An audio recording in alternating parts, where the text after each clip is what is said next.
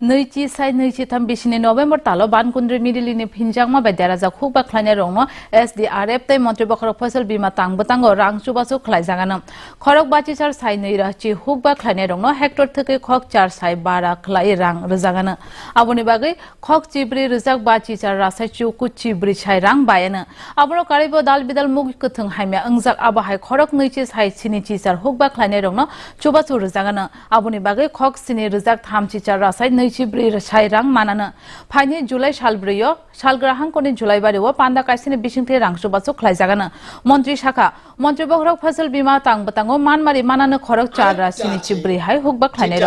प्रधानमंत्री फसल बीमा योजना 16, 17, 18 नवम्बर 2023 মিদিলির প্রভাবে কৃষকদের ফসলের ক্ষতি হয়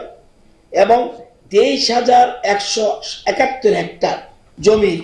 58,000 কৃষকের 58,210 জন কৃষকের ফসলের ক্ষতি হয়। আমরা তাদেরকে প্রতি হেক্টর পিছু 8,500 টাকা করে মোট 14,58,94,000 টাকা